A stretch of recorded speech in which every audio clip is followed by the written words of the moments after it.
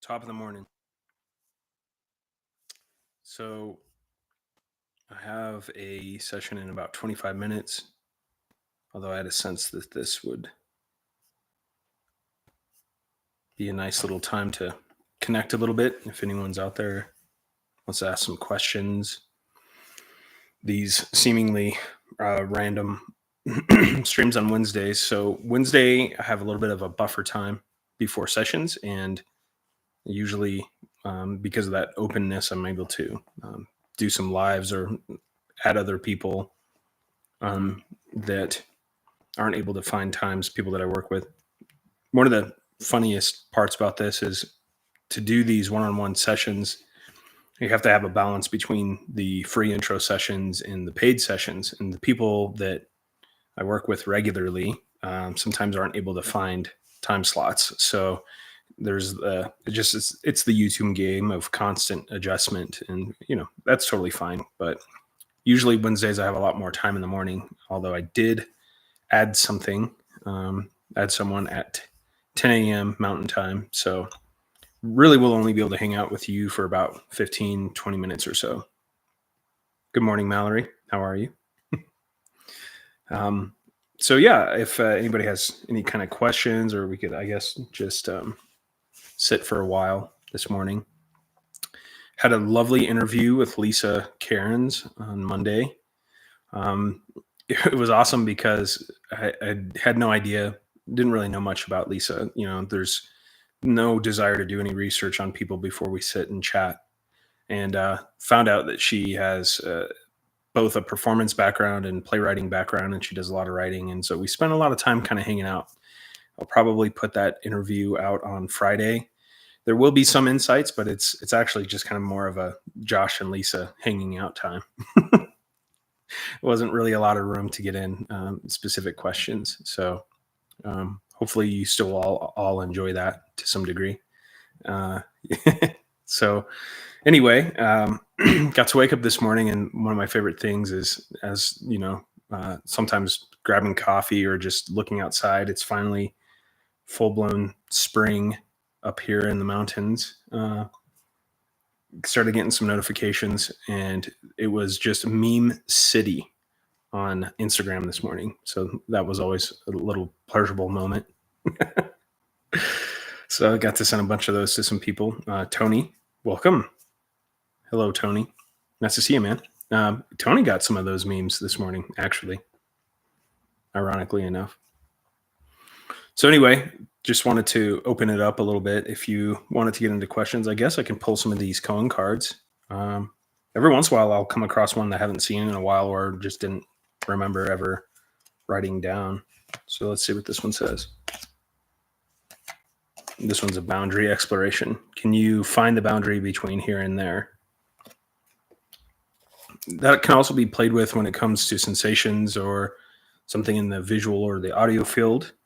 Is there a very distinct boundary? And it seems like when we start to investigate in that kind of intricate, more zoomed in fashion, we have a really hard time determining a boundary. And then we can say, well, it's a gradient. But then if we explore what seems to be the spectrum of that gradient, we still don't find a place where a sensation is or isn't, or something that we can hear where it is, where it isn't. And that right there is what will start to lead us to an absolutely non-dual experience, which is kind of cool. We've had some really great sessions lately with people having some vivid moments, vivid popping experiences. And a lot of it comes down to examining boundaries. So for instance, if you feel a sensation and it feels like it has a location somewhere in the body, to go to that location and then play an oscillation game where you can go to the sensation, you move outside where that sensation doesn't seem to be. And as you move outside, you're looking for that exact line, that exact boundary on an atomic or molecular level, very, very fine. And then move back into the sensation, and then move back out, and then move back in, and then move back out. And as you do so, what the experience seems to be for most people is just that gentle practice, that gentle curiosity and exploration begins to break apart the interpretation that's happening here. And most people will have an experience of either I cannot detect the sensation at all, or it seems to be everywhere all of a sudden. It seems to be outside of the body all of a sudden. So that's essentially where that pointer is heading, is to explore in such a way. Mallory is asking, do you have any words for someone who has been an avid people pleaser and avoidance of others since childhood? Yeah, so people pleasing on a very relative level has a lot to do with boundaries, and also avoiding people has to do with like the consequences of not being able to uphold boundaries. So there can be a huge value in just the freedom of expression. If you might remember, or maybe you haven't seen these videos, there's a series about authenticity and these aspects of authenticity that I think maybe about a year ago or something like that, where I cover, I get into intuition, we get into freedom of expression, creativity, curiosity, courage, and also selfless giving. And I think there might be some other aspects there too.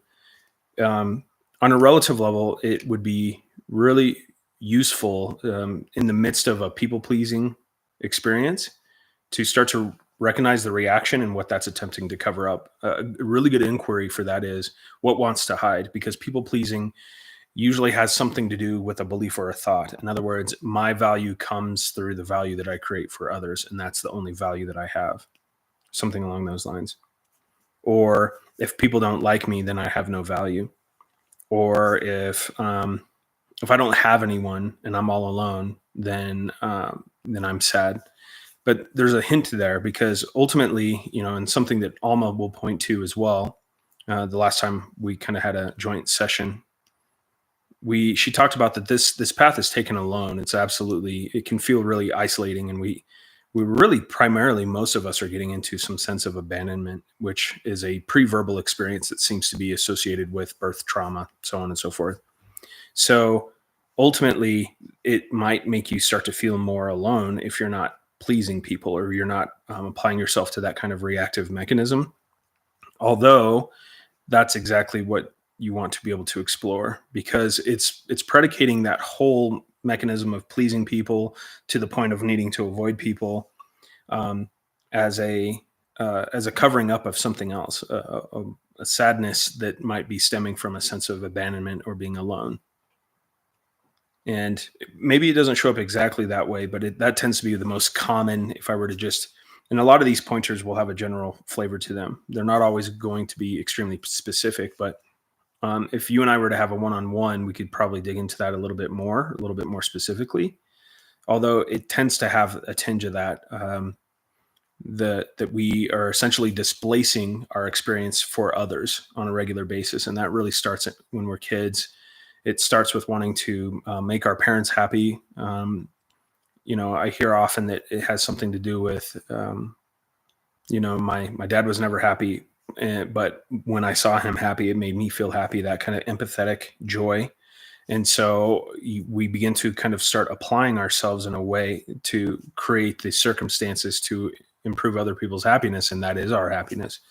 And to a certain degree, there is a value in that, of course.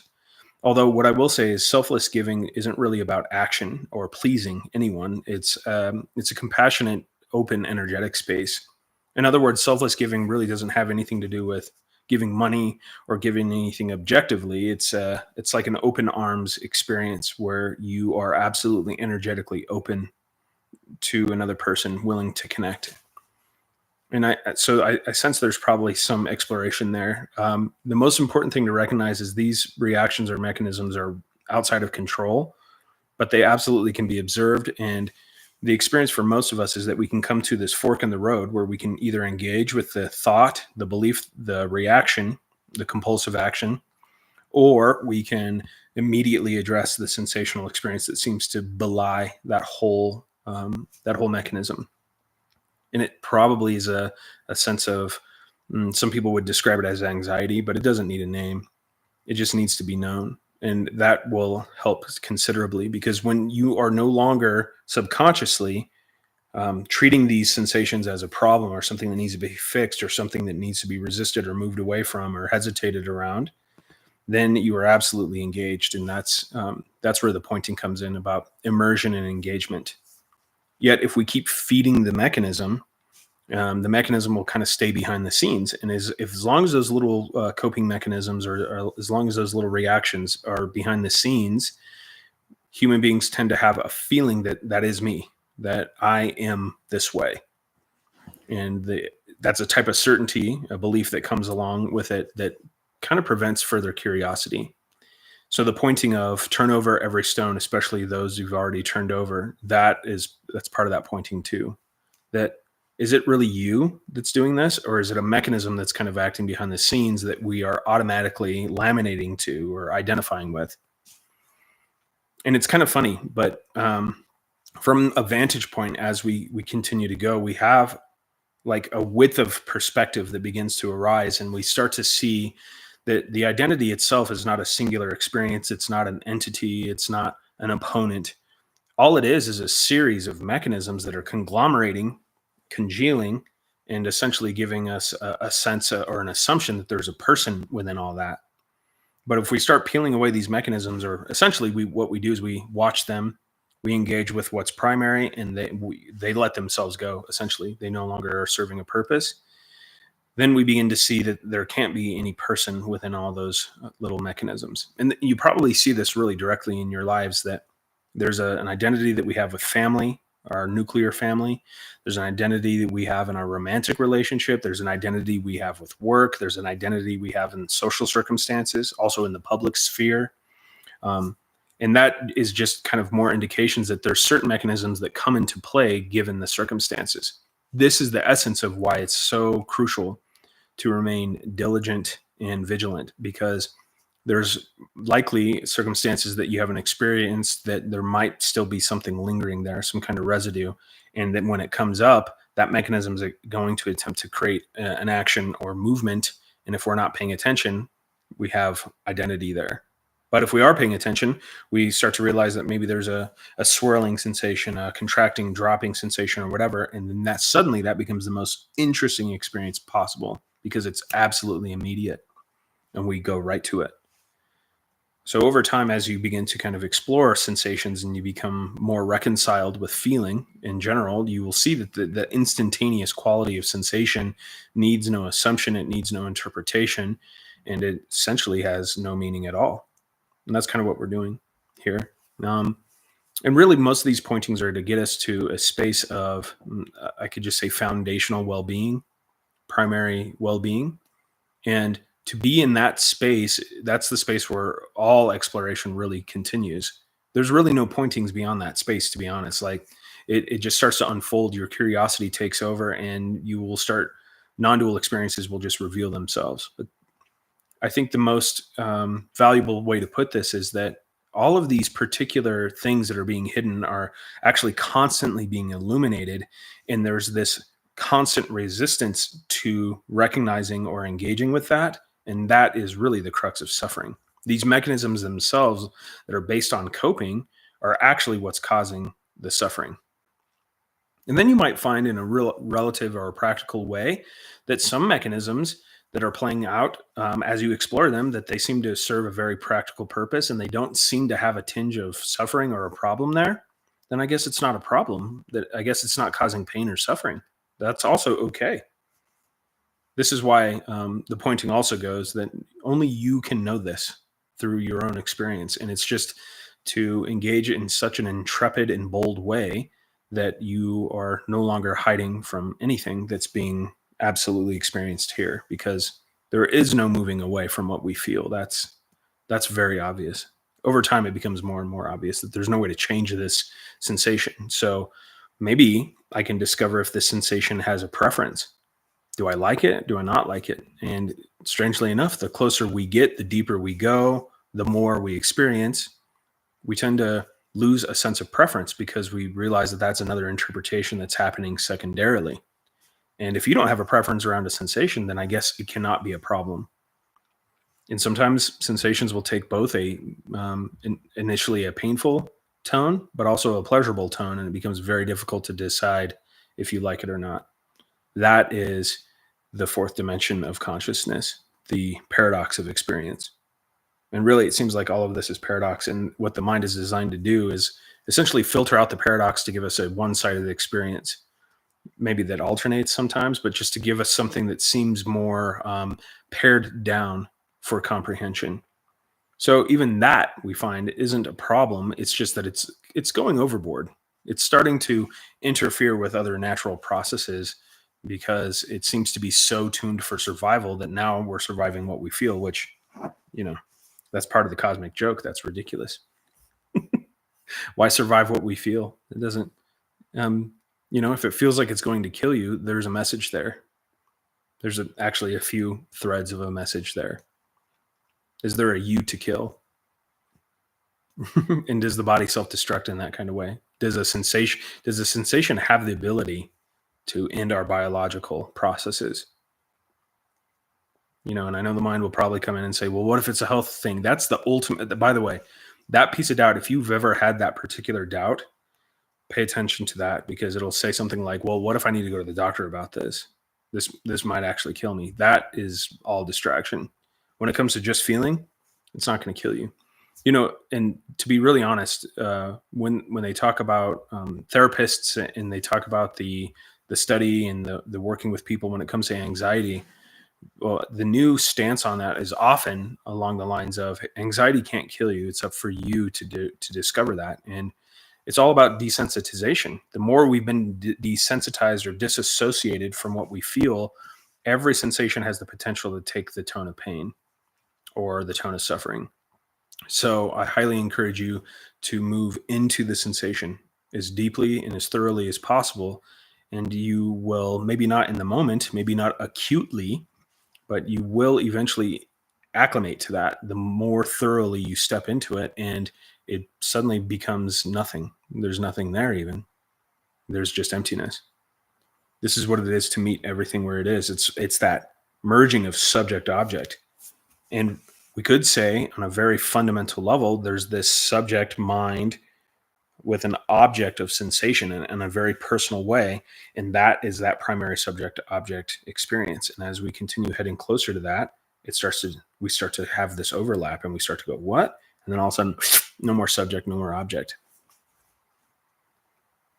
And really that right there will reveal plenty, actually enough to, let's just put it this way. I haven't met anyone that's had the experience of that merging that hasn't had an experience of liberation. It is a non-experience, but there's also a spontaneous, like, coming back to life. Here it was like dying, but it wasn't like this process of death. It was just like suddenly gone, everything gone, nothing. There's nothing, but still something somehow, and a sudden, like, coming back and being extruded or coming through the tiniest hole back into existence. And it was like the body was like an infant child just moving on its own. And this is the realization that came up. And obviously these things can show up differently for everyone, but there was a word, the lips were moving, the mouth was moving, the voice was speaking. It was saying, mama, mama, mama. It was mama. And it was this feeling of being born or moving through like a birth somehow. And the realization that everything is mama. Like, there was a touching of the skin. I could feel mama here. I could breathe mama. Everything was mama. In other words, we've never been separate from mama. We've never been separate from mother. And this right here is the womb. And it's just that realization that kind of creates that very vivid sense of realization and liberation, rather. So the most obvious sensation in my experience seems to totally get blended with any feeling: sadness, anxiety, joy. Yeah, exactly. I mean, really, is there a differentiation of sensation, or is that just interpretation? You can use that as an inquiry. Are there different sensations? And it can seem that, like, these appearances can seem like there's something different. It's located in a different area of the body. It has a different tone. This one's contracting, this other one seems expanding, so on and so forth. But what's really strange is that we get closer, we find that there really is no differentiation. So if there's blending, that's not a problem. That seems to be pretty standard for our experience when we're experiencing directly. So that's fine, And really, that's giving you some insight, because it really seems to be this transient experience of this is like kind of like suddenly whoop, like a lava lamp, and it becomes this, and then it's this, but it's actually constantly moving. And if we're with it the entire way, we are also in that state of metamorphosis. Our experience is in transition, and it's really hard to have a sense of self standing at a distance and judging or evaluating that experience. We just become it. So I think that's actually a pretty powerful insight for you to continue exploring. So yeah, I know this one was short. I have a session about 5 minutes. I just wanted to at least reach out and do the best to stick to the Wednesday lives and answer a few questions. Because of the added session, I don't have as much time today. Although most Wednesdays I do have a bit of a buffer before the first session of the day. So I would like to maybe continue this if that works for everyone here. And if there's any questions you'd like to ask even ahead of time or something more anonymous, you're welcome to do so. So yeah, I guess that's it for today. I appreciate everyone for being here. Thank you for the support. Yeah, Tony, thanks for joining the channel. You're so supportive, man. We really appreciate it. And yeah, everyone have a beautiful hump day. I'll talk to you soon. Bye.